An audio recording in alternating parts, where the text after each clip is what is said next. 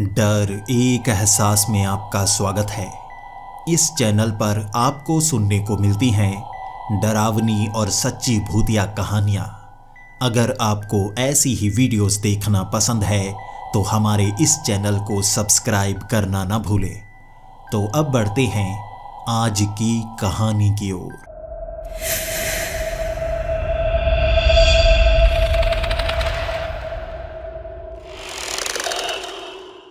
Hello दोस्तों, मेरा नाम अधीरा है और मैं कर्नाटक का रहने वाला हूँ। सबसे पहले आपको अपनी जानकारी देता हूँ। मेरी उम्र इस समय 30 साल है और हर एक साल मेरा अजीब ही रहा है। जब से मैं पैदा हुआ हूँ हर साल करिश्मे, कारनामे और कांड हुए हैं। कोई ऐसा साल नहीं निकला जब इन तीनों में से कोई एक घटना ना घटी हो।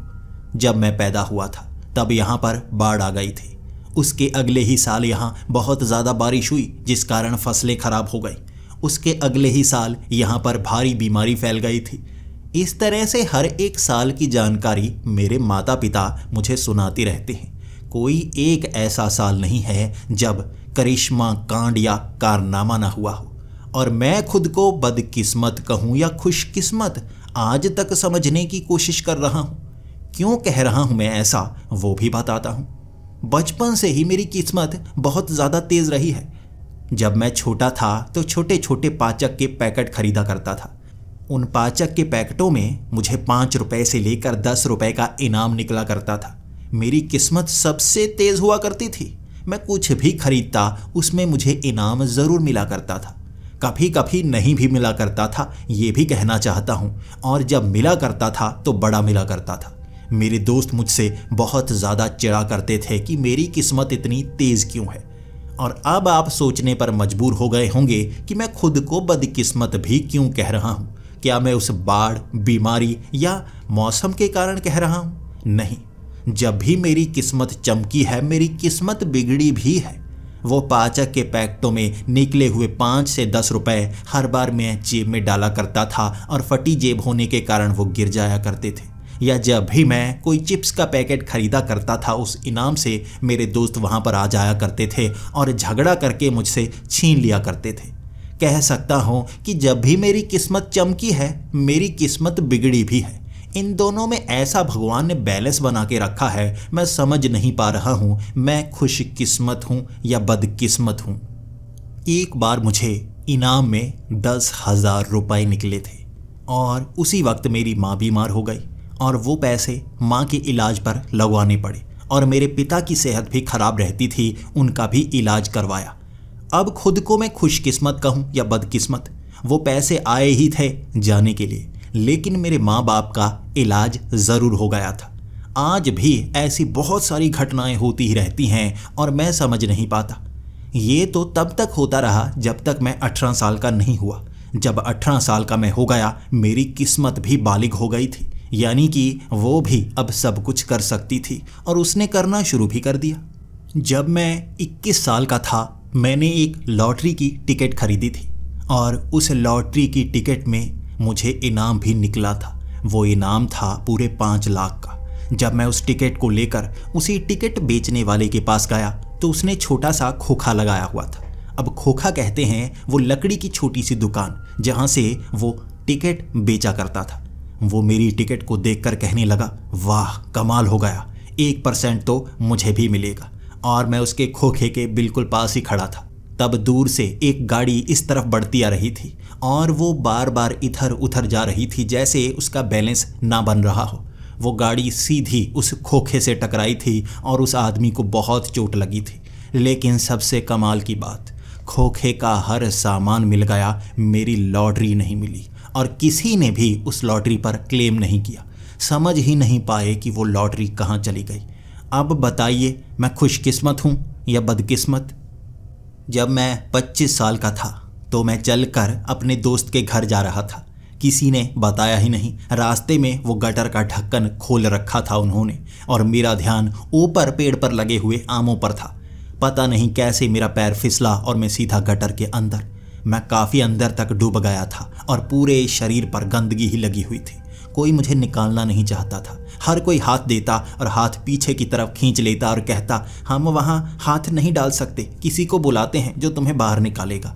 2 घंटे तक उन कमीने लोगों ने मुझे बाहर नहीं निकाला था और उसके बाद एक बूढ़े अंकल ने रस्सी फेंक कर बाहर निकाला था। तब तक उस गंदगी में मैं बस बैठा ही रहा था, इंतज़ार करता ही रहा था। लेकिन जैसे ही मैं बाहर आया, मुझ पर पानी डाला गया। मेरी जो शर्ट की पॉकेट थी उसमें कोई भारी चीज़ थी। आप समझ सकते हैं गटर में कौन कौन सी भारी चीज़ें होती हैं, और मेरी जेब में भी शायद वैसी ही चीज़ होगी। बार बार मैं पानी डालता गया, ये पत्थर जैसा कुछ लग रहा था। जैसे ही मैंने उंगली डालकर उस चीज़ को बाहर निकाला, ये एक अंगूठी थी, सोने की अंगूठी, जो गटर में गिरने के कारण मेरे जेब में आ गई थी। पहली बार था जो मेरी किस्मत ने मुझे कुछ ऐसा दिखाया था। और वो अंगूठी लेकर जब मैं पता लगाने गया कि वो असली है या नहीं, मैंने ठान लिया था अब इसका मुझे कोई खास फ़ायदा होने वाला नहीं, ये पीतल की ही निकलेगी। लेकिन उस सुनार ने कहा था ये असली सोने की अंगूठी है। उसे बेचकर जब मैं पैसे लेकर घर आ रहा था, मुझे लग रहा था रास्ते में कोई छीन कर भाग जाएगा। घर पहुंचते पहुंचते माँ बीमार होगी, और वो पैसे 1 महीने तक डरते डरते मैंने घर में ही रखे थे। और मैं सोच रहा था कल चोरी होंगे, आज चोरी होंगे, हमेशा ऐसा ही तो होता आया है। लेकिन 1 महीने तक माँ ने उसमें से खर्च किया था। मेरे पिता ने अपनी दुकान खोलने के लिए उसमें से पैसे लिए थे। इस तरह से जब मैंने महीने बाद वो नोट चेक करने की कोशिश की, बहुत कम रह चुके थे। मैं गुस्से में था, लेकिन बाद में मुझे समझ में आया, चलो कोई बात नहीं, पैसे बर्बाद नहीं हुए, घर में ही तो लगे हैं। पहले तो ऐसा हुआ करता था कि पैसे दूर जाया करते थे, इस बार मिल चुके थे। ये बात है 25 सालों तक, और 27वें जन्मदिन पर मुझे एक ऐसा तोहफा मेरी किस्मत ने दिया था जिससे मैं बिल्कुल बदल सकता था। 1 करोड़ की लॉटरी लगी थी मेरी। मैं लॉटरी खरीदा करता था, लेकिन बहुत कम बार। मुझे लगता था कोई छीन लेगा। इस बार मैंने हिम्मत करके लॉटरी खरीदी थी और वो लग गई 1 करोड़ की।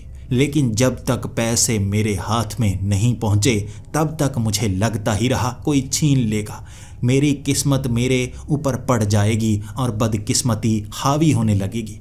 लेकिन नहीं, टैक्स कटाकर मेरे पास 70 से 80 लाख के करीब आ गए थे। और उसके बाद हमने एक अच्छा घर लिया। वहाँ तक भी पैसे घर में ही रहे। अब 20 लाख का घर ले लिया था, 50 लाख बचे थे। मेरे पिता ने दुकान पर भी 2-3 लाख लगाए और काफ़ी सामान लेकर आए। बाकी बचे पैसे मैं सोच रहा था कहाँ लगाऊं। अब मेरी किस्मत बदल गई लगती है। मैंने शेयर मार्केट में लगा दिए। अब मैंने अच्छी तरह से सीखा नहीं था कि शेयर मार्केट में पैसे कैसे लगाए जाते हैं, और मैंने एक जो शेयर था जो काफ़ी गिरा हुआ था, मैंने सोचा वो आगे जाकर बढ़ जाएगा। जब मैंने वो 40 लाख उसमें लगा दिए, उसके 2-3 महीने बाद वो शेयर इतना बुरा टूटता गया कि मैं पैसे निकाल भी नहीं पा रहा था और मेरे सारे पैसे डूब गए। और मैं फिर से उसी जगह पर पहुंच गया जहां से शुरू किया था। खुशकिस्मती और बदकिस्मती की ऐसी लड़ाई मेरे साथ चलती रहती है, मैं समझ नहीं पा रहा। ये किस्मत और बदकिस्मती ये औरतें होती और मेरे सामने होती तो लपड़ मार मार कर इन्हें मार देता। क्या पागल बना रखा है मुझे, देते भी हैं लेते भी हैं। मैं बस दिन के वक्त रोया करता था और मुझे लगता था मैं ज़िंदगी में सफल कभी नहीं हो पाऊंगा। मेरी किस्मत हर बार मुझे किसी न किसी चीज़ से दूर ले जाती है। और अब आपको भी लग रहा होगा कि इस कहानी में भूत प्रेत कहाँ है। ये तो किस्मत की कहानी है, लेकर आते हैं उन्हें भी अभी। इसके बाद मुझे लगने लगा था बदकिस्मती को दूर करना होगा, मुझे कोई ना कोई जादू टोना करना होगा। मैं ऐसे बाबाओं के पास जाने लगा था जो जादू टोना जानते थे। उनके पास पैसे बर्बाद करना मेरे लिए आम हो गया था। सच बताऊं, पता नहीं कहां से मेरे पास पैसे आ जाया करते थे, लेकिन हाथ से फिसल भी जाया करते थे। जिंदगी ठीक ठाक चल रही थी, लेकिन कहते हैं ना, भविष्य सुरक्षित उसका होता है जिसके हाथ में धन हो और टिका हुआ हो। मेरे हाथ में धन तो आता था, लेकिन फिसल कर चला जाता था। पता नहीं भगवान ने कौन सा मक्खन लगाकर मेरे हाथ में भेजा था। इसके बाद मैं बाबाओं के पास जाता रहा, जादू टोना करवाता रहा, और 6 महीनों में मैं समझ गया ये बाबा कुछ नहीं करने वाले। फिर मैं बहुत निराश हो गया था, लेकिन मेरे एक साथी ने कहा था शहर से बाहर एक तांत्रिक बाबा है। वो अघोरी तांत्रिक है जो पहाड़ों में रहता है और बहुत कम बार यहाँ पर आता है। मैंने सोचा चलो उनसे भी बात करके आते हैं, क्योंकि मेरे साथी ने कहा था वो पैसों की डिमांड नहीं करते, वो पैसे पकड़ते ही नहीं और कहते हैं धन की इच्छा हमें बर्बाद करती है। मुझे लगा चलो अच्छे होंगे तो बात करूँगा, नहीं होंगे तो पैसे मैं देने वाला नहीं। मैं पहुँच गया उन अघोरी बाबा के पास बात करने के लिए। वो अघोरी बाबा अकेले थे। तब मुझे लगा और लोग तो उनसे मिलने नहीं आ रहे, तो उनके पास कोई शक्तियाँ नहीं होंगी, ये भी ढोंगी बाबा होंगे। लेकिन जब उनसे बातें शुरू की वो भगवान की बातें करते गए और मेरे सर के ऊपर से हर बात निकलती गई। मेरे मन में लालच थी, मैं धन को टिकाना चाहता था। जो धन आता है वो कैसे टिकेगा, और वो बाबा तो इधर उधर की बातें करते जा रहे थे। तब मैं उनसे कहने लगा देखिए मेरी किस्मत तेज़ है, मैं ये जानकारी नहीं चाहता कि हमें धन की इच्छा नहीं रखनी चाहिए, हमें धन से दूर रहना चाहिए, हमें भौतिक चीज़ों की माया में फंसना नहीं चाहिए। मैं तो फंसना चाहता हूँ, मेरी किस्मत मुझे फंसाती है, लेकिन फिर चाय में मक्खी की तरह निकाल कर बाहर भी भेज देती है। मैं फंसे रहना चाहता हूँ। आपके पास कोई शक्ति है जो मुझे वहाँ पर फंसाए रखे, जो चीज़ आती है जाने ना पाए। फिर से उस बाबा ने मुझे बातें बताना शुरू कर दिया। जो आता है उसे जाना पड़ता है, हम इंसान अमर थोड़े ना हैं, हम धरती पर आए हैं, एक दिन चले जाएंगे। माया भी आती है फिर चली जाती है। मैंने कहा बाकियों के पास भी आती है, कुछ समय टिकती है फिर जाती है ना, मेरे पास तो जब आती है चली जाती है, बिल्कुल ऐसे जैसे कोई लड़की मायके चली जाती है। वो अघोरी हंसता जा रहा था, लेकिन तभी वहाँ पर हवा चलने लगी और ये पेड़ आम का पेड़ था। पके हुए आम ऊपर लगे हुए थे। हवा इतनी तेज़ चलने लगी कि पके हुए आम नीचे गिरने लगे और वो अघोरी बाबा भी अपने सर के ऊपर हाथ रख चुका था और वो पके हुए आम कभी उसके सर पर टकराते, कभी उसके पैरों पर। तब वहाँ बारिश शुरू हो गई और ओले पड़ने लगे। लेकिन यकीन कीजिए उस अघोरी बाबा की आंखें देखने लायक थी। मैं बस वैसे ही वहाँ पर बैठा हुआ था, कोई आम मुझ पर नहीं गिरा। वो ओले इधर उधर गिर रहे थे लेकिन मुझे छू तक नहीं रहे थे। वो बाबा पेड़ के बिल्कुल नीचे एक तरह सिमट से गए थे और मैं वहीं पर बैठा हुआ थोड़ा थोड़ा गीला ज़रूर हो रहा था, लेकिन अपनी किस्मत पर हंस रहा था। देखिए मेरी किस्मत मुझे बचाती भी है, कोई आम मुझे छुएगा नहीं, ओले मुझ पर गिरेंगे ही नहीं। अब आप कहेंगे मैं खुशकिस्मत हूँ। अब ये खुशकिस्मती किसी काम भी नहीं आती और कुछ समय बाद मेरे साथ बुरा हो जाता है। आपको क्या ही बताऊं मेरी ज़िंदगी कैसी है, इसमें करिश्मे, कांड और कारनामे ही हुए हैं। आप बताइए कोई सल्यूशन। वो बाबा मेरी तरफ देखते जा रहे थे और उसके बाद जब वो ओले गिरने बंद हो गए तो वो मेरे पास आकर कहने लगे एक चीज़ है जो तुम कर सकते हो, मुझे नहीं पता उसका निष्कर्ष क्या निकलेगा, लेकिन तुम एक कोशिश और कर सकते हो। इतनी बार किस्मत ने धोखा दिया है, अब तुम्हें लगने लगा है कि लॉटरी से शायद तुम्हें दोबारा पैसे ना मिले। एक जगह ऐसी है जहां से तुम धन अपनी मेहनत से ला सकती हो। शायद किस्मत का धन दूर हो जाए, लेकिन मेहनत का तो मिलना ही चाहिए। मैंने कहा हाँ, जितनी बार भी किस्मत मेरी चमकी है ना, सारे पैसे नहीं गए हैं, धीरे धीरे किस्मत अच्छी हुई है। मेरे पिता के पास पैसे टिके, हमने घर बनाया, कुछ पैसे ज़रूर टिके, बाकी चले जाते हैं। लेकिन अगर मैं मेहनत करके इन पैसों को लेकर आऊं, हो सकता है ज़्यादा टिकें। तब बाबा ने मुझे अपने पास बिठाया और कहने लगे सच में तुम्हारी किस्मत बहुत ही अलग है, सबसे अलग है।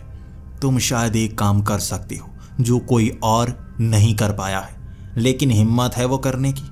मैंने कहा मैं करने को तैयार हूँ, आप बस काम बताइए। मेरी किस्मत मेरा इतना साथ देती है कि कोई नुकसान मुझे नहीं होता।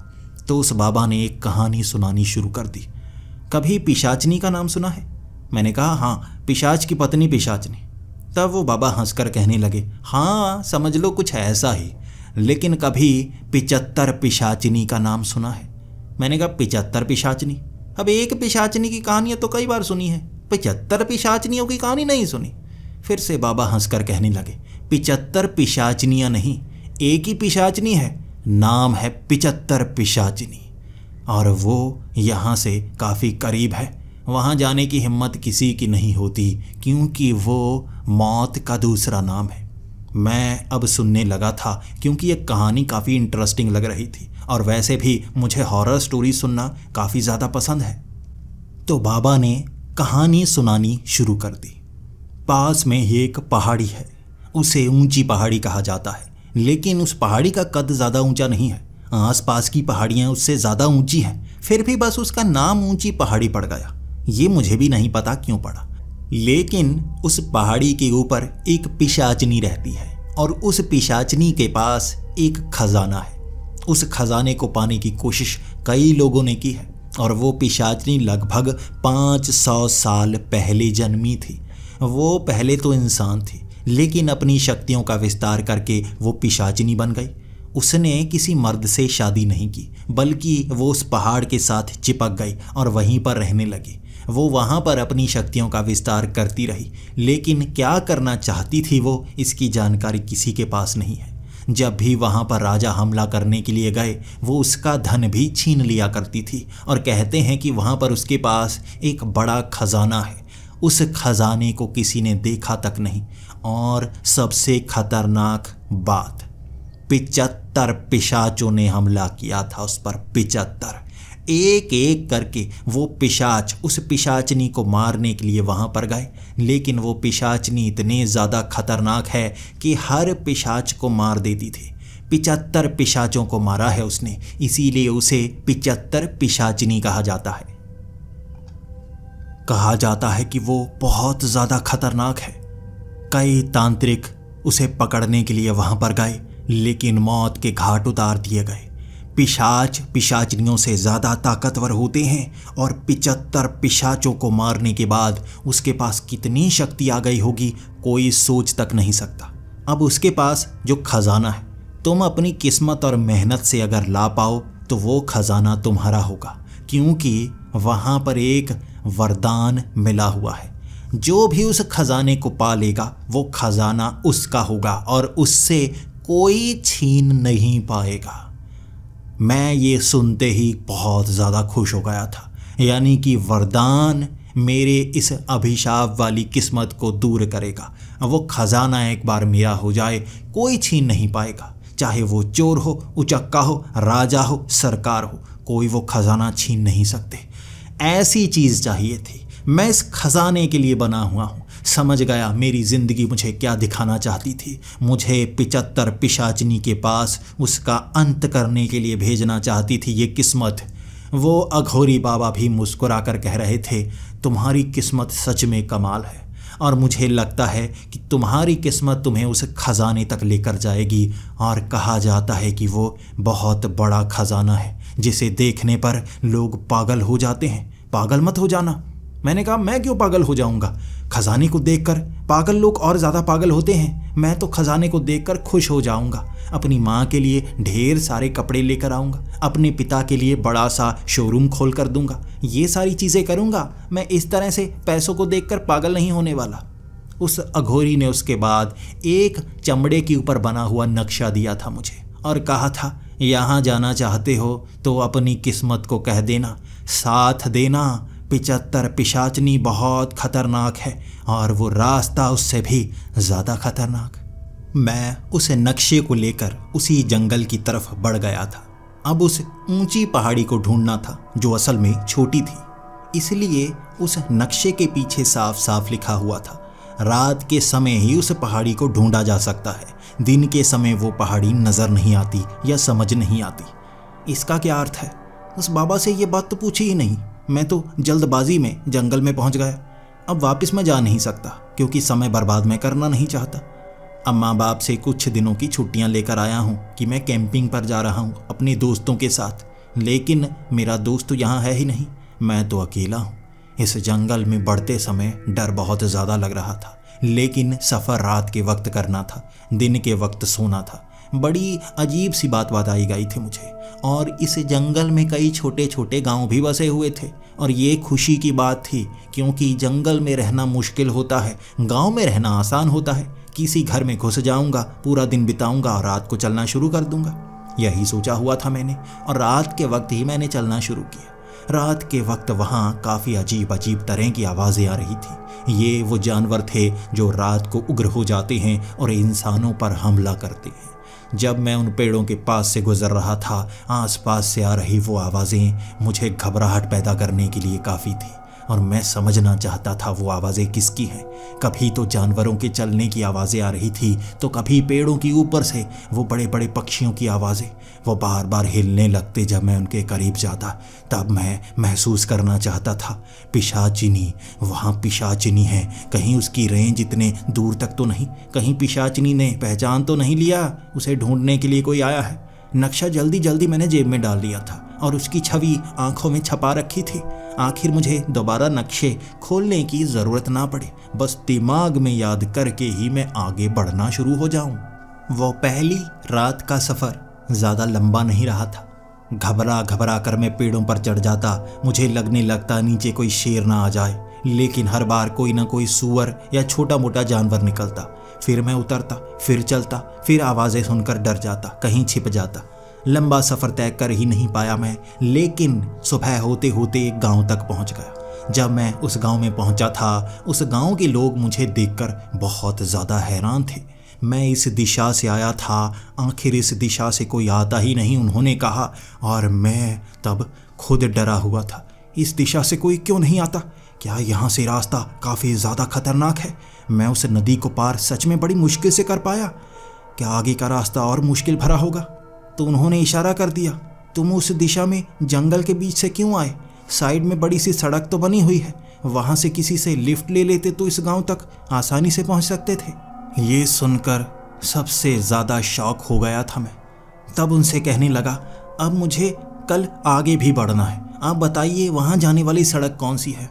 तो वो कहने लगा, अब सरकार ने जंगल में हर जगह सड़कें थोड़े ना बनाई हैं, जिस दिशा में तुम जाना चाहते हो वहाँ जंगल के बीच से गुजरना होगा, रास्ता वो भी मुश्किल भरा है।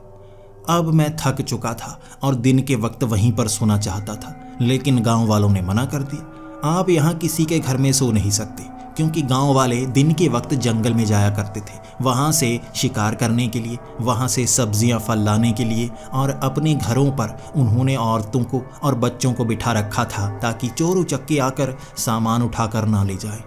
वो पूरा दिन एक पीपल के पेड़ के नीचे सोकर गुजारा था मैंने, और सच में कौवे बड़े कमीने होते हैं, बहुत ज़्यादा तंग करते हैं। खाने का जो सामान मैं लेकर आया था वो बैग से निकाल निकाल कर खाते रहे और मुझे पता तक ना चला। पूरे दिन में उन्होंने मेरा वो बैग खाली कर दिया था, और जब रात के वक्त मैं उठा था आगे बढ़ने के लिए, बैग में वज़न कम महसूस हो रहा था। अब बहुत ज़्यादा खाना भी वो कौवे खा नहीं सकते। उसमें कई पैकेट थे, कई छोटे छोटे गैजेट्स थे, मेरी घड़ी थी, खेलने वाली कई चीज़ें थी, ताश थी जो मैं दोस्तों के साथ खेला करता था। हर सामान को कौवा नहीं ले जा सकता। यहाँ पर वो छोटे छोटे बच्चे और औरतों की आंखें देखकर पता लग रहा था कौवे से ज़्यादा कमीने वो लोग थे। चुपचाप सामान निकाल लिया, और चोर मुझे कह रहे थे कि मैं घरों से सामान ना निकाल लूँ। जो खुद इस तरह का होता है उसे दूसरों पर भी शक रहता है। खुद ये सामान निकालते होंगे एक दूसरों के घरों का, इसीलिए हर कोई घर के बाहर बैठा रहता है। बहुत सारी गालियाँ निकालकर मैं उस गांव से आगे निकला था। फिर से जंगल का रास्ता अंधेरे में निकालना था। वो तो मेरी खुशकिस्मती है कि मेरे हाथ में वो टॉर्च थी जिसकी बेल्ट मैंने अपनी कलाई पर लपेट रखी थी, और सुबह के वक्त मैंने उसे बैग में डाला ही नहीं, वरना बिना टॉर्च के मशाल लिए जंगल में मैं जाता और कहीं गलती से आग लग जाती तो मैं खुद झुलस जाता, आगे क्या बढ़ता। इसीलिए टॉर्च का सहारा था, और अब आगे बढ़ने में ज़्यादा मुश्किलात नहीं हुई थी। ये वही पगडंडियाँ थी जहाँ से वो गांव वाले जंगल में अंदर जाकर फल, सब्जियाँ और शिकार लेकर आया करते थे। अब मैं वो टॉर्च की रोशनी में आगे बढ़ रहा था। मुझे एक पत्थर के पास एक औरत नजर आई। उसने काले रंग के कपड़े पहन रखे थे। उसकी जो चोटी थी बहुत ज़्यादा लंबी, ज़मीन तक आई हुई थी, और वो दूसरी तरफ चेहरा करके उस पत्थर के ऊपर कुछ कर रही थी।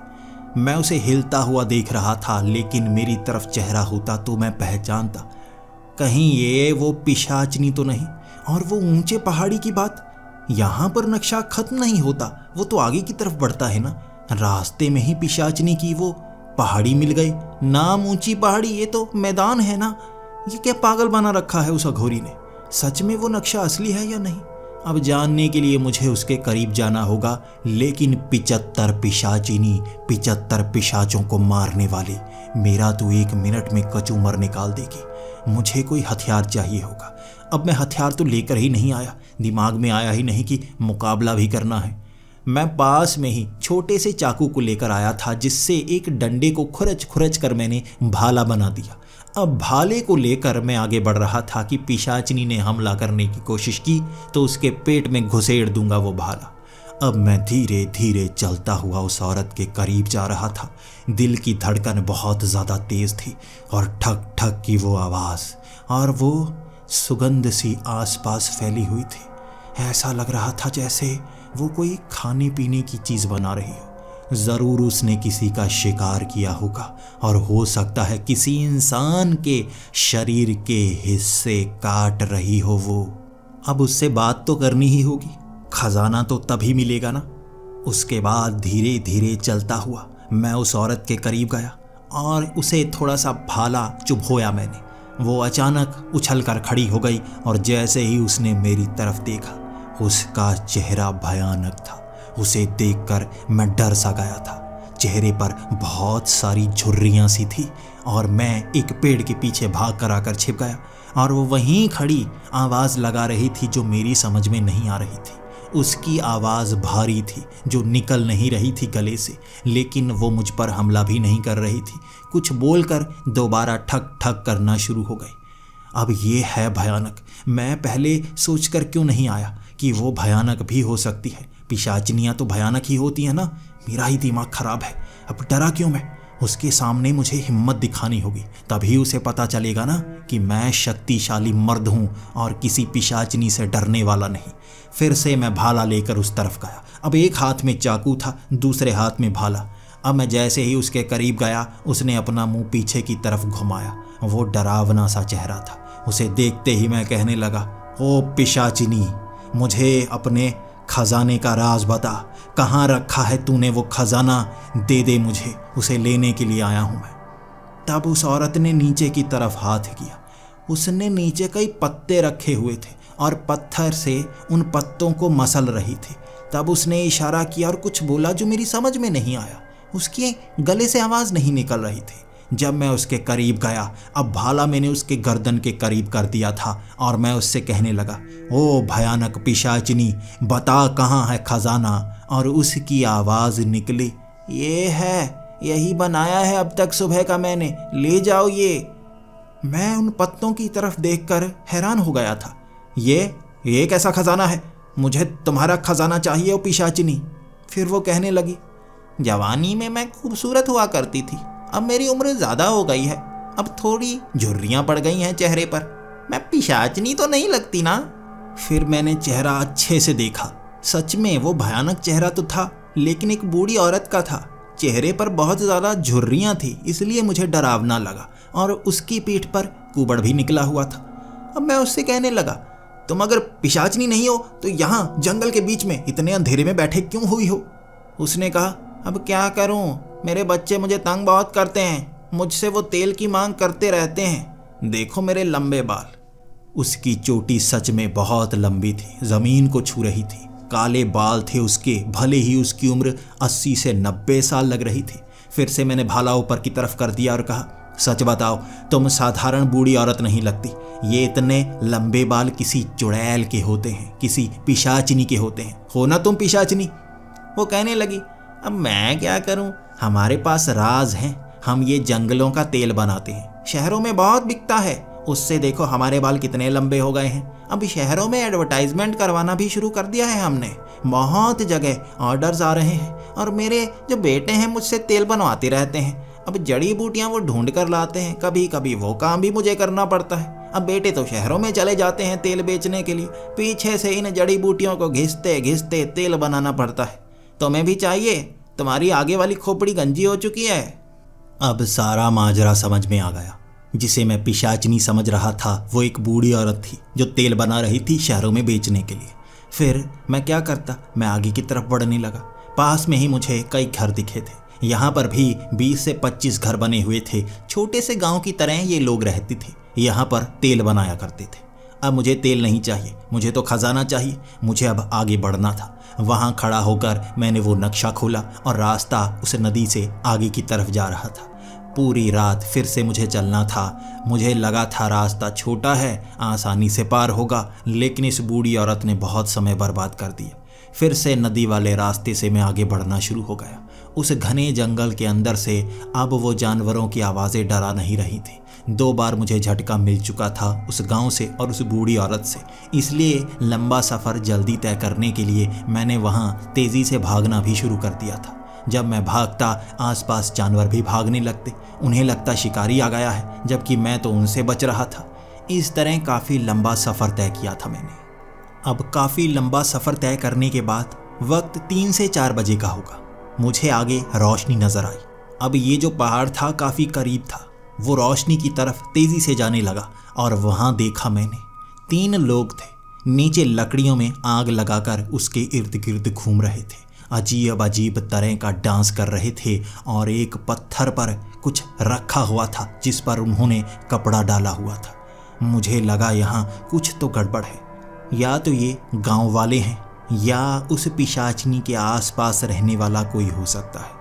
वो बस नाचते जा रहे थे और मुझे उनसे पूछना था क्या मैं सही रास्ते पर हूँ या नहीं, और क्या गांव नज़दीक है जहाँ पर मैं रुक सकता हूँ। अब पहले तो उन्हें नाचते हुए देखता रहा।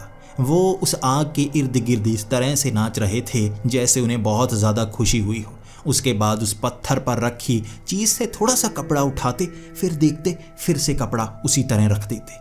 अब मैं समझ नहीं पा रहा था ये खूंखार गांव वाले ना हों, कोई आदिवासी या कोई कबीले के लोग जो इंसानों का शिकार करते हों। वहाँ वो पत्थर के नीचे रखी चीज़ कटे हुए सर की तरह लग रही थी जिस पर कपड़ा डाला गया हो। मेरी सिट्टी पिट्टी गुल हो चुकी थी। हिम्मत नहीं थी मेरे पास उनसे बात करने के लिए, लेकिन पूछना तो था ही। अब फिर से मैंने चाकू हाथ में ले लिया। अब एक हाथ में भाला ले लिया। इसके बाद मैं उनके करीब गया और उनसे बात करने के लिए जैसे ही मैंने आवाज़ लगाई, अब नाचते नाचते एकदम वो रुक गए। जो एक टांग पर थे वो वैसे ही रुक चुके थे, दूसरी टांग हवा में उठाए हुए बस मेरी तरफ घूरते रहे और तीनों हंसना शुरू कर गए। तीनों ऐसे हंस रहे थे जैसे उन्हें एक नया शिकार मिल गया हो। अब मैंने उनसे पूछा, क्या आप यहाँ गांव में रहने वाले हैं? क्या आसपास कोई गांव है?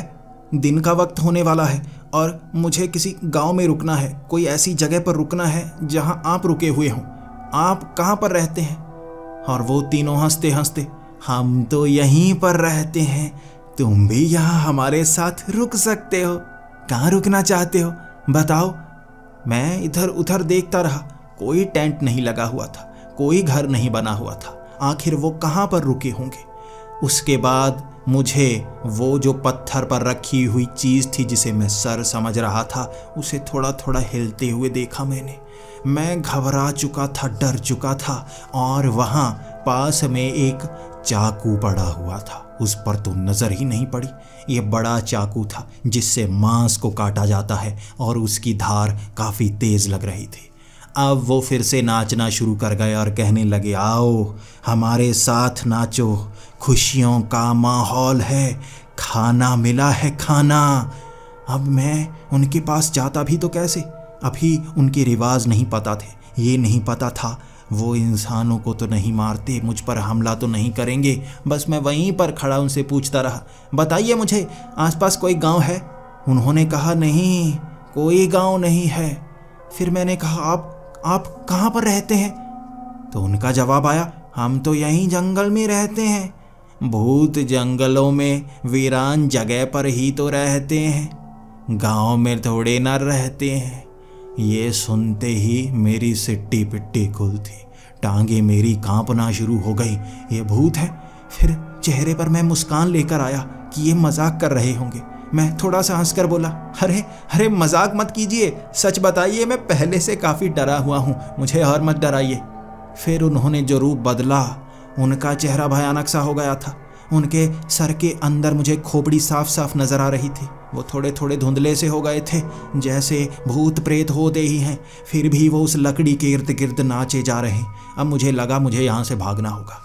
मैंने एक कदम पीछे हटाया था और उन्होंने 2 कदम आगे बढ़ाए। कहाँ जा रहे हो? हमने बताया तो है, रुको हमारे साथ नाचो, खाने का इंतज़ाम हुआ है। अब उनकी बातों का अर्थ निकल रहा था, कहीं वो खाने का इंतज़ाम मुझे देखकर तो नहीं कह रहे। फिर से मैंने 1 कदम पीछे हटाया, उन्होंने फिर से 2 कदम आगे बढ़ा दिए। अब मैं तेज़ी से भागना चाहता था और एक झटके में मैंने भागना शुरू कर दिया। उनकी रफ्तार मुझसे भी तेज़, भागकर बिल्कुल मेरे करीब आ गए और दोनों ने अपनी बाजुओं से मेरी बाजुओं को जैसे लपेट लिया और मुझे हवा में उठा लिया। मैं टांगे तो चला पा रहा था लेकिन ज़मीन को छू नहीं पा रहा था, और तीसरे ने अपना वो सर मेरी टांगों के बीच फंसाया और अपने कंधे पर मुझे उठा लिया। अब तीनों ने मुझे ऐसे उठाया हुआ था जैसे वो मेरी अर्थी लेकर जा रहे हैं। मैं उनसे बचने के लिए धक्के दे रहा, लेकिन उनकी पकड़ मजबूत। वो मुझे पकड़कर आग के करीब ले गए, उस पत्थर के पास बिठा दिया मुझे और डरावनी सी आंखें दिखाकर कहा, हमारे साथ यहीं रहना होगा तुम्हें।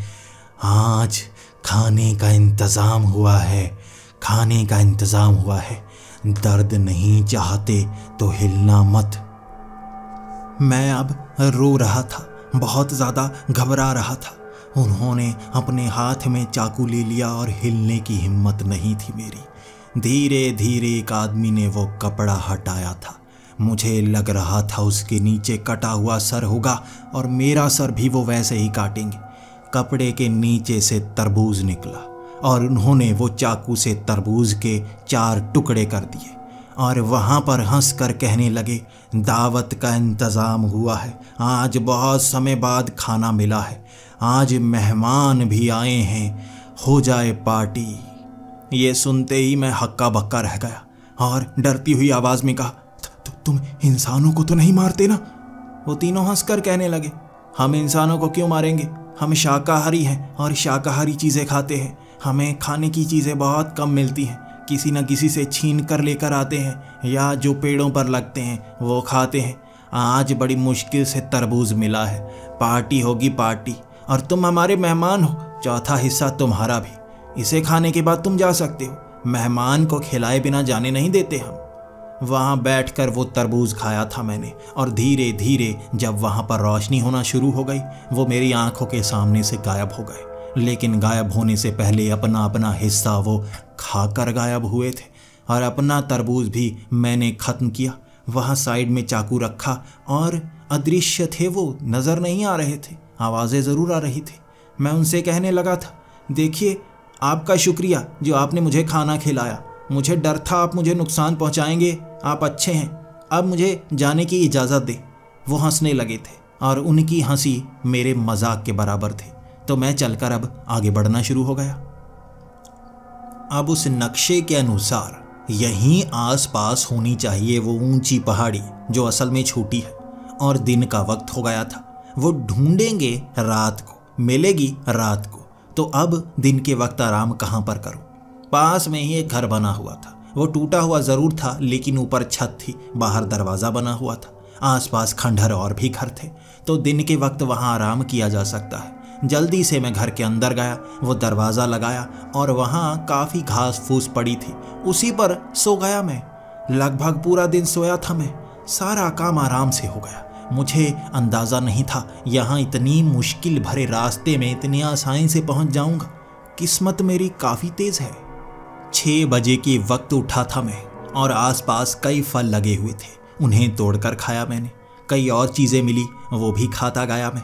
इस तरह भूख मिठा ली थी मैंने और वक्त रात का हो गया था।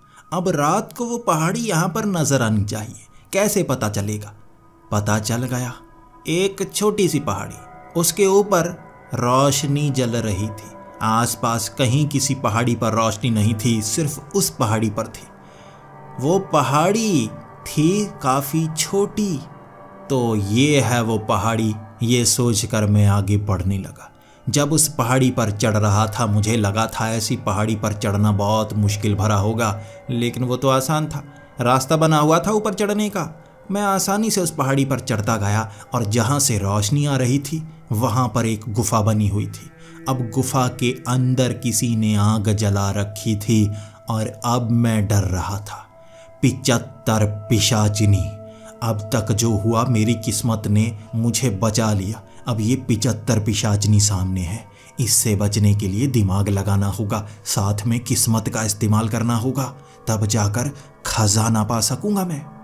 जब उस गुफा के मैं अंदर गया था, वहां आग जलाकर एक लड़की एक पत्थर पर बैठी हुई थी। उस लड़की की उम्र 20 से 25 साल की होगी। बहुत खूबसूरत लग रही थी और वो आंखों से थोड़े थोड़े आंसू भी टपका रही थी। उसे देखकर मुझे लगा नहीं कि वो कोई पिशाचनी होगी। अब पिशाचनियाँ तो भयानक होती हैं ना, जो हम पर हमला करती हैं, मारने की कोशिश करती हैं। ये तो कोई मासूम सी लड़की लगती है जो किसी गांव से आकर यहाँ पर भटक गई होगी। अब मैं उसके पास गया और उसके कंधे पर हाथ रख कर कहने लगा, घबराने की ज़रूरत नहीं है, तुम भटक गई होगी और गलत जगह पर आ गई हो। ये जगह खतरनाक लगती है, चलो तुम्हें घर छोड़कर आता हूँ, यहाँ रुकना सही नहीं होगा। तब वो मेरी तरफ देख रही थी, उसकी आंखें भरी हुई थी आंसुओं से। नज़र मेरी नीचे पड़ी तो वहाँ कटे हुए प्याज पड़े थे। मेरी आंखों में भी पानी आने लगा। मैं पीछे हटा और कह रहा था, यहाँ पर सब्जियाँ बना रही हो? तुम्हें पता भी है ये जगह कितनी खतरनाक है। यहाँ एक पिशाचनी रहती है, तुम्हें नुकसान पहुँचा सकती है। लेकिन जब उस लड़की की आवाज़ निकली, सारा का सारा सच सामने आने लगा था। वो कहने लगी, कौन हो तुम और किसे ढूंढने आए हो? मुझे घर छोड़ोगे? ये मेरा घर है, मैं यहाँ पर रहती हूँ। तुम कौन हो? भागो यहाँ से। कहीं कोई चीज़ लेने तो नहीं आए? मैं अब थोड़ा सा सहम गया था, क्योंकि वो यहाँ पर रहती है तो मैं उससे पूछना चाहता था, अच्छा तुम यहाँ पर रहती हो तो मुझे बताओ, क्या ऊंची पहाड़ी यही है जिसका नाम ऊंचा है वो छोटी? तो वो कहने लगी, हाँ यही है ऊंची पहाड़ी मेरा घर, और तुम यहाँ क्या लेने आए हो वो बताओ। मैं अब छाती अकड़ा कर कहने लगा था, तो बताओ मुझे वो पिशाचिनी कहाँ है, मुझे उस पिशाचिनी से काम है। तुम अंदर जा सकते हो, इस तरह मैं छोटी लड़कियों से बात नहीं करता। फिर वो खड़ी होकर कहने लगी, छोटी लड़की किसको कह रहे हो? तू मेरी उम्र से बहुत छोटा है, अब बता क्या कहना चाहता है। मैं उसे देखकर हैरान हो गया था, इसकी उम्र मुझसे ज़्यादा कैसे हो सकती है? वो तो 25 साल के करीब की लग रही होगी, मेरी उम्र 30 साल है, अब मैं उससे बड़ा हूँ, वो मुझसे बड़ी कैसे हो सकती है? यही सवाल मैंने उससे किया था और जवाब उसने दिया, 500 साल उम्र है मेरी, और जिस पिशाचिनी को तुम ढूंढ रहे हो मैं वही तो हूँ। उसे देखकर थोड़ा घबराया था मैं, लेकिन इतनी मासूम, इतनी प्यारी कोई पिशाचिनी कैसे हो सकती है?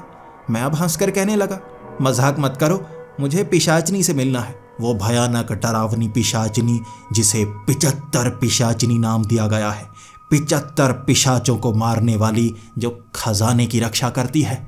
मुझे वो खजाना चाहिए। फिर वहाँ गुफा में जैसे थोड़ी थोड़ी हवा सी चलने लगी थी। मैंने भी टॉर्च ऑन कर ली और उस पर मैं रोशनी मारने लगा। सच में उससे शक्तियाँ निकल रही थी। और उसके बाद उसने गुस्से में आकर कहा था, मेरा खजाना इतनी आसानी से नहीं ले सकते, कोई ये काम नहीं कर पाया। तुमने कहानियाँ नहीं सुनी? मैं अब थोड़ा डरा हुआ उससे कह रहा था, सुनी है कहानियाँ, 75 पिशाचों को मारा है तुमने, लेकिन मेरा कुछ भी बिगाड़ नहीं पाओगी। फिर उसने मुझ पर हमला करना शुरू कर दिया। मुझे अंदाज़ा नहीं था आखिर 75 पिशाचनी हमला कैसे करेगी, लेकिन उसने लड़कियों की तरह हमला शुरू किया। वो दीवारों के आर पार निकल सकती थी। वो एक गुफा की दीवार के पार चली गई, फिर भागकर एक तरफ से निकली और मेरे एक चमाट मारकर दूसरी गुफा के अंदर चली गई। इस तरह कभी वो छत से निकलती, कभी ज़मीन से निकलती, बस चमाटे लगाती जा रही थी। पहले वाली चमाटे हल्की थी, बाद वाली चमाटे बहुत ज़ोरदार। मेरी गाल पर निशान छप रहे थे और उसका निशाना पूरी तरह से पक्का। हर बार गाल पर मार गिर जाती, और अब मेरी पीठ पर भी निशान बना दिए थे, क्योंकि मैंने टी शर्ट पहन रखी थी और उस टी शर्ट के ऊपर वो हाथ छपा रही थी। धड़ाम धड़ाम की वो आवाज़ें जब पीठ से आती, दर्द बहुत ज़्यादा होता। और अब मैं एक ऐसे पत्थर के पास जाकर छिप गया जहाँ से निकलकर आना मुश्किल था उसके लिए। सामने से वो आई और मैंने उस पर छलांग लगा दी। अब मुकाबला तो करना ही था, चाकू निकालने का समय नहीं मिला और छलांग लगाकर उसकी छाती पर बैठ गया मैं। सीधे उसकी गर्दन पकड़ ली थी, जिसे मैं नोचने की कोशिश कर रहा था, दबोचने की कोशिश कर रहा था। तभी वो रोने लगी और वो मुझसे मदद की भीख मांग रही थी। मुझे छोड़ दो, मुझे मारना मत, तुम गला क्यों दबा रहे हो, मारने आए हो मुझे। तो मैंने उससे सौदा करने की ठानी। पिशाच यहाँ उसे मारने की कोशिश करते होंगे और आसानी से मार नहीं पाते होंगे, शायद मैं भी ना मार पाऊँ, तो उसे धमका कर फंसाने की कोशिश करता हूँ। मैंने उससे कहा, देखो मेरे पास बहुत शक्तियाँ हैं, मैं तुम्हें मार सकता हूँ, लेकिन मारना नहीं चाहता। मैं सिर्फ खजाना पाना चाहता हूँ। खजाना पाऊंगा, यहाँ से चला जाऊंगा, तुम्हें नुकसान नहीं पहुँचाऊंगा। अगर तुम चाहती हो तो सारा खजाना नहीं लेकर जाऊंगा, मेरा जितना काम का है मैं उतना लेकर जाऊंगा। मैं सफल होना चाहता हूँ। तब उसकी आंखों से आंसू निकले थे और उस पर तरस आ गया था। मैं उसकी छाती से उठ गया और वो भी अब ज़मीन पर ही बैठ गई और कहने लगी, उस खजाने को 500 सालों से संभाल कर रखा है। उसे पाने की कोशिशें कई लोगों ने की, 75 पिशाचों ने भी उसे पाने की कोशिश की और वो मारे गए। अब तुम उस खजाने को पाना चाहते हो, पा सकोगे तुम? कहीं तुम्हारी भी मौत ना हो जाए। और तुमने मुझे जिंदा छोड़ा है, इसलिए मैं चाहती हूँ कि तुम्हें नुकसान ना हो। चले जाओ यहाँ से। उस खजाने को पाने की जिद मत करो, उसे पाने वाला पागल हो जाता है। और उन पिशाचों ने भी उस खजाने को पाया था, लेकिन वो पागल हो गए थे। तब मैंने उससे कहा, मेरे पास कोई और रास्ता नहीं है, ले चलो मुझे वहाँ पर। ये मैं सोचूंगा कि उस खजाने को लेना है या नहीं। उसने हामी भर दी और कहा, चलो मेरे साथ, अब खजाना तुम्हें दिखाऊंगी। उसे देखकर पागल मत हो जाना और सच्चाई हर किसी को मत बताना कि कितना खजाना है यहाँ पर। लोग सुनकर भी पागल हो सकते हैं। ये बातों ने मुझे हैरान कर दिया था और उसके पीछे चलना शुरू कर दिया मैंने। अब सच में ये छोटी पहाड़ी थी, बाहर से भी छोटी, अंदर से भी छोटी। उस गुफा से उसने मुझे बाहर निकाल दिया। मैंने कहा, तुम्हारा खजाना इस पहाड़ी में नहीं है? उसने कहा, नहीं, पहाड़ी में नहीं है वो खजाना तो आगे है। अब आगे वहाँ खेती की हुई थी, फसलें लगी हुई थी, उन खेतों के बीच से निकल रहे थे। और यकीन कीजिए वहाँ खेती किसकी थी? प्याज की फसल थी वहाँ पर लहसुन की खेती थी और हर जगह लहसुन ही लहसुन बीजे हुए थे। मैं उसके बीच से निकलता गया और मुझे देखकर वो बहुत ज़्यादा हैरान, तुम कैसे निकल पा रहे हो? यहाँ हर कोई कमज़ोर होता चला जाता है, हर पिशाच यहाँ आकर कमज़ोर हो जाता है और उसका शरीर काम नहीं करता, तुम ये कैसे कर पा रहे हो? मैंने कहा, क्या हुआ, लहसुन तो मेरे फेवरेट है ना, मेरा इससे क्या नुकसान? तो वो कहने लगी, तुम इंसान हो साधारण, मुझे लगा था तुम पिशाच हो। पिशाच लहसुन से डरते हैं, लहसुन उन्हें मार तक सकता है, इसीलिए यहाँ से गुजरते वक्त हर वो पिशाच कमज़ोर होता गया। खजाने तक पहुँचते पहुँचते वो बस 1% तक रह गया था, बाकी काम उस खजाने ने कर दिया। अब मुझे कोई नुकसान नहीं हुआ था, तो उस खेती के बीच से निकलते निकलते मैं काफ़ी गंदा ज़रूर हो गया था, लेकिन अपने लिए वो रास्ता उस पिशाचनी ने आसान बनाया हुआ था। उसे पता था कहाँ से मुड़ना है, उसे लहसुन से बचना है। इस तरह बचती बचती वो मुझे उन खेतों से बाहर ले आई। अब जंगल के बीच ईंटों से बना हुआ रास्ता था और ये गुफा की तरह लगे हुए पेड़। ऐसा लग रहा था उसे जगह पर ले जाने के लिए ही बनाए गए हों ये पेड़। मैं उस रास्ते से चलता चलता आगे की तरफ बढ़ा। वहाँ सच में छोटी सी पहाड़ी, और उस पिशाची ने कहा था, ये है असली वो पहाड़ी जिसे कहा जाता है ऊंची पहाड़ी। किसी ने मजाक में इसका नाम रख दिया था, अब बाद में यही नाम चल पड़ा। अब तुम बताओ, इसे ऊंची पहाड़ी कौन कह सकता है? और जब मुझे उस पहाड़ी के ऊपर वो पिशाचनी लेकर गई थी, वहाँ खजाना देखकर मेरा दिमाग घूम गया था। सच बताऊं, मैं पागल हो सकता था उस खजाने को देखकर। उस पहाड़ी के ऊपर एक चमकदार सोने की मटकी रखी हुई थी और आसपास बस प्याज, आलू और ऐसी सब्जियां पड़ी हुई थी। उसे देखकर मैं इधर उधर घूरता रहा और कहता रहा, क्या अब इनके बीच से निकलना है? अब इससे भी आगे जाना है? और वो कहने लगी, पागल हो, यही तो है खजाना, सामने तो देखो। मैं देखता रहा, कहाँ है, बस ये मटकी पड़ी है। उसने कहा, यही तो है, ये मटकी ही तो खजाना है। इसे देखकर तो सब पागल हो जाते हैं। अब जितने पिशाच आए उन रास्तों से निकले, यहाँ तक पहुँचे कमज़ोर होकर, और खजाना ये है देखकर कई लोगों की मौत हो गई, कई पिशाचों की मौत हो गई, और कई पिशाच आपस में झगड़ झगड़ कर मर गए। मैं बस उस मटकी को देखकर हैरान था, और जब उस मटकी को हाथ में उठाया, वो अंदर से खाली थी और सोने के रंग जैसी पीतल की मटकी। मैं सच में पागल हो सकता था, मेरा रोना निकल रहा था। ये है खजाना, ये है खजाना। इतना रास्ता तय किया मैंने बस इस मटकी को पाने के लिए, वो भी पीतल की। यहाँ तुम ही 75 पिशाचनी हो ना, जिसने 75 पिशाचों को मारा है खजाने की रक्षा के लिए। तो वो हंसकर कहने लगी थी, मैंने कहाँ मारा है, वो तो मेरा नाम पड़ गया। अब 75 पिशाच आए थे इस खजाने को ढूंढने के लिए। तुम्हारी किस्मत तेज है, जिस जिस रास्ते से तुम निकले वहाँ पर कई जाल बिछे हुए थे, तुम्हें कुछ हुआ ही नहीं। मैं तो खुद हैरान थी, वहाँ से कई चाकू कई तीर निकलने चाहिए थे जो नुकसान पहुँचाते, और ज़्यादातर उन पिशाचों को मारने के लिए। वहाँ ऐसे पिशाच मरे थे, कई आपस में लड़ लड़ कर मर गए। मैंने तो किसी को मारा तक नहीं, मुझे तो बस वो चमाटे मारनी आती हैं। मुझे लड़कियों की तरह लड़ना आता है, लड़कों की तरह थोड़े ना लड़ना आता है। मैं रो रो कर उससे कह रहा था, कैसे 75 पिशाच कैसे मार दिए। वो कहती रही, इतने कमज़ोर हो गए थे, मैंने नहीं मारा, मैंने जाल बिछाया था, और देखो छोटे मोटे तीर हैं, उनसे भी नहीं मरे थे। वो तो धूप में मरे, जब लहसुन के बीच से निकल कर आए, इतने कमज़ोर थे। अब इस मटकी को देखकर पागल हो गए, तो यहीं पर मरने के लिए तैयार रहे। पूरे के पूरे 75 अपने आप धूप में सड़ सड़ कर मरे। अब धूप से पता है ना पिशाच मर जाते हैं। मैं तो पिशाच नहीं हूँ, मैं तो फिर भी बच सकती हूँ, वो नहीं बचे। उसके बाद कहानियाँ चलने लगी, अब मुझे 75 पिशाचनी कहा जाने लगा। अब अपनी इज्जत खराब थोड़े ना कर सकती थी मैं भी मानने लगी। मैं बस रक्षा करती हूँ इस खजाने की, मेरा तो यही खजाना है, मेरे पास तो बस यही है जो है। ले जाना चाहते हो तो ले जा सकते हो। फिर से मेरी किस्मत ने मुझे धोखा दे दिया था। जैसा कि मैंने आपको बताया ना, करिश्मे, कारनामे और कांड मेरी ज़िंदगी में यही हुए हैं, और इस घटना को मैं क्या नाम दूँ आज तक सोच रहा हूँ। वहाँ रोते रोते मैं बैठ गया था, और वो पिशाचनी मुझे रोता हुआ देख मेरे पास आकर बैठ गई और कहने लगी, सबको मैंने समझाने की कोशिश तो की, अब तुम यहीं पागल होकर मर मत जाना, वापस चले जाओ, तुम्हारा परिवार होगा, तुम्हारा इंतज़ार कर रहा होगा।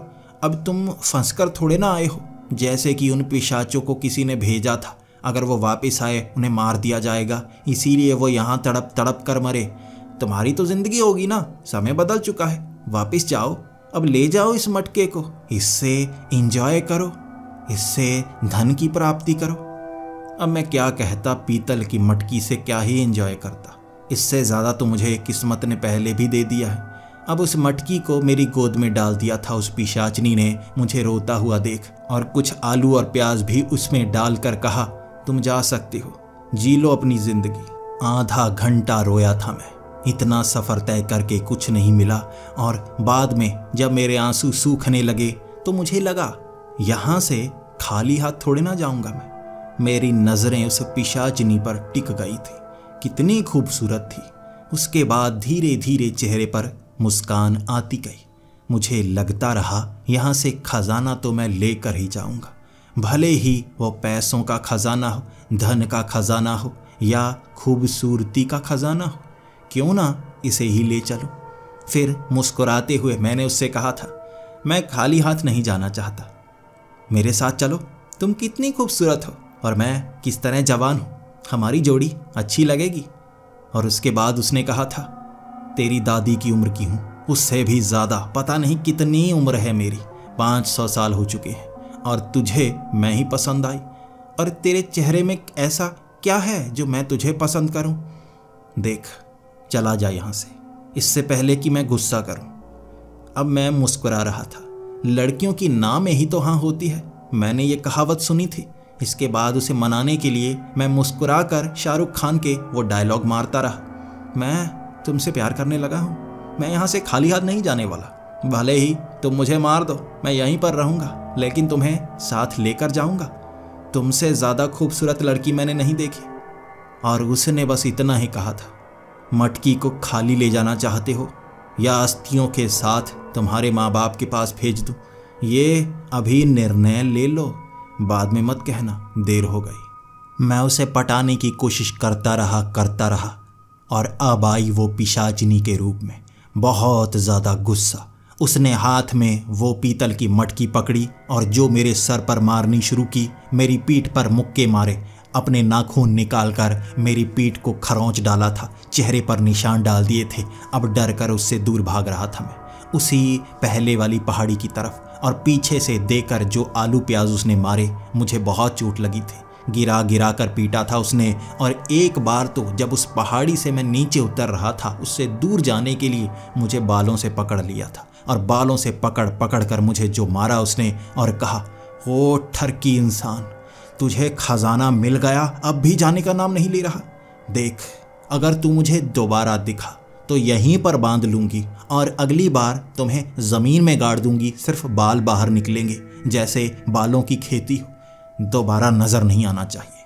ये कहकर मुझे वहाँ से भगाया गया था और मैं रोता रोता हाथ में वो मटकी पकड़े हुए जंगलों के रास्तों से वापस आ रहा था। सारी भ्रांतियाँ दूर हो गई थी। पा लिया था मैंने खजाना 500 साल पुराना। उस खजाने को लेकर कई दिनों तक उस रास्तों से निकलता आया था मैं, और उस जंगल से बाहर आकर सीधा उस अघोरी बाबा के पास पहुंचा। मुझे जिंदा देखकर वो हैरान थे और हंसते हंसते खुश होकर उन्होंने कहा था, कमाल है तेरी किस्मत ओ लड़के, जो 500 सालों से कोई नहीं कर पाया, तू करके आया है।